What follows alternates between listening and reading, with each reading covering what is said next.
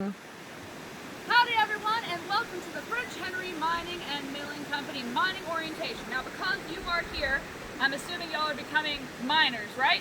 Yeah! Alright, well you've come to the right place, you've come to the right person. My name is Louise, but around here they call me Boss Man. Now, this mining orientation is participatory in nature, and so I want you to be just as engaging and interactive as I am. And I think I'm pretty engaging and interactive, right? Yeah, okay. That means if you blankly stare at me, I will blankly stare at you.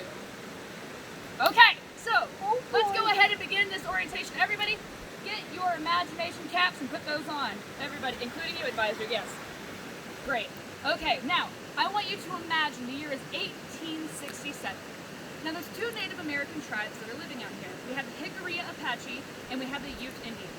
Now, they've been living in these mountains for several thousand years. They know all of the resources, they know all of the minerals, they know the land very well. But the Indian Bureau of America is not treating these indigenous peoples very well. You see, they're forcing them onto reservations. They're giving them poor rations of corn and wheat, they're giving them rotten meat. And so these natives needed to figure out a different way to live from what they had been doing for thousands of years. And so they began using the resources and minerals in the mountain. And they began making jewelry out of it. They made jewelry out of copper, out of silver, but most importantly, gold! Right. Okay, so one day they were trading with some soldiers at Fort Union. Now Fort Union's not too far away, it's here in New Mexico. And the soldiers, they saw this gold and they said, Native Americans, we really like this gold jewelry that you have, but what if, and hear me out, you showed us where the gold was coming from that you're getting this jewelry. So the Native Americans took them out here to the Baldy Mountain area. The soldiers, they brought their pans, they started panning, and they knew they were going to strike it rich. But it was almost the winter time of 1867. You can't gold pan, you can't mine whenever everything's iced over and cold and wintry. So they needed to keep it a secret. So I'm going to tell you, and I'm only going to tell you, okay? All right. And we're going to keep it a secret, just like in high school. High schoolers are really good at keeping secrets, right? Sure. Sure, okay, so I'm going to tell you and only you. There's gold in the Baldy Mountain area. Now, I'm going to walk over there and I'm going to turn my back. And hold on. You didn't hear that, right? There's gold in the Baldy Mountain area. Oh, jeez. Okay, well, just like that, the prospectors were terrible at keeping a secret, just like y'all high schoolers. And by the springtime of 1868, there was over 400 prospectors out here, all looking for gold because somebody couldn't keep a secret. I didn't say I blame you. I blame you. So, these prospectors are not going to get rich off of panning. You see, you are panning to prospect to figure out where to put in a mine. That's where you're going to make your money. And that is when the mining companies come in. See, right now in 1918, we have 5 different mining companies, and each mining company has several different mines all throughout this area.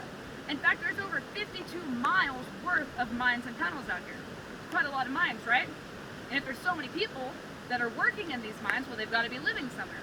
So right now we have 2 major mining towns. We have Elizabethtown, which is on the other side of Baldy Mountain, and then we have Baldytown on this side of the mountain. That one sounds familiar, right? Yeah. Yeah, they Yay! have potable water, unlike you losers. At least your water's running. We've just got to chase after it. So, these 2 towns were very much boom and bust towns. Whenever there was a lot of gold coming from the area, people would rush to these areas, and then whenever there was less gold coming out, people would leave. Back and forth, back and forth. At its peak, Baldytown had over 2,000 people. So that's a lot of people, right? Especially for northern New Mexico in the early 20th century. Okay, so that means that there's a lot of gold coming out of here. Okay, so let's talk a little bit about the process of getting that gold. It all begins with dynamite. So we're going to be using dynamite to blast into the mountain so that way we can get those rocks and get them out of the mountain. So let's say that there's a mine right at the top of this ridge. There actually is a mine at the top of this ridge. So we're blasting out all of this ore, we're hauling it out. We need to be able to get that ore from point A to point B right down here. So we're going to use something called an aerial tramway. The aerial tramway uses buckets that look a little something like this. Those heavy buckets are going to come down and it's going to send the lighter buckets that are empty right back up. It's a gravity-fed system. It looks a lot like a ski lift or a zip line, except for it's for a mine. So we're actually zip mining. Yes, that's funny, you may laugh. So we're bringing it down to here. Now what are we sitting on? These are the ruins of the stamp mill. The stamp mill looks a little something like this, and I'll show you closer in just a minute. But the purpose of the stamp mill was to crush down on those rocks to break it up so that way we could get more to the gold, right? So right here we have 12 stamps. Each stamp weighs about 435 pounds. They would slam down on the rocks, crush them up. Okay, so we have big rocks, they're getting turned into smaller rocks. But the gold is still inside, right?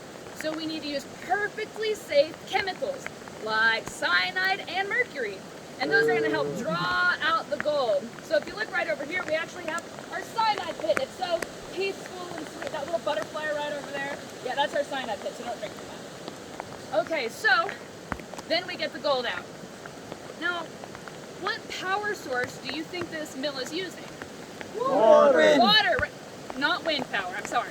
We're right next to the river. Now by the 1920s, we are going to get electricity, but for now we're using water. It looks a little something like this, whenever it doesn't break. Yeah, the rubber band fell off, that's okay. It's not working at the moment, but right here is where the rocks go in. They get crushed up right down here. You can kind of see it working like this.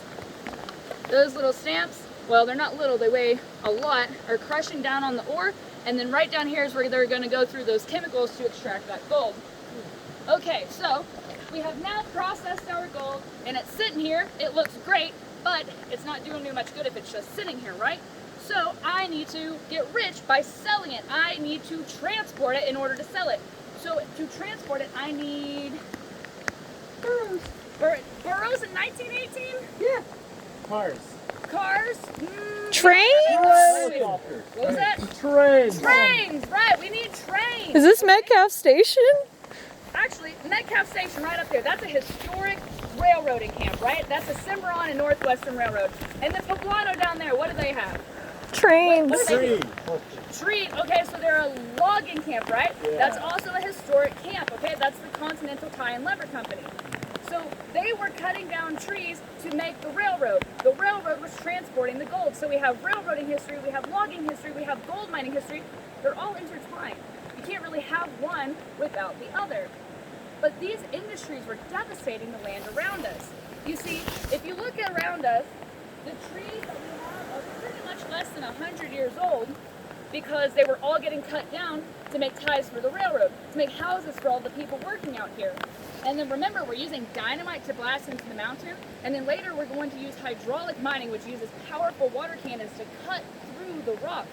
So of course it's going to be changing the land around us.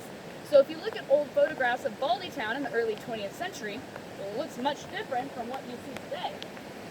Now that's a pretty environmental look at how mining affected the area, but I want to look a little bit more closely at the miners themselves, you know, the people that worked the mines. So in just one moment, we're going to go into the museum over there. And when we do, I want us to focus on two specific things: the work life of these miners and the home life of these miners. So that by the time we come out of the museum, we're better able to understand and answer the question, what did the life of a miner look like? Y'all ready? Yeah. All right, let's go. This one's your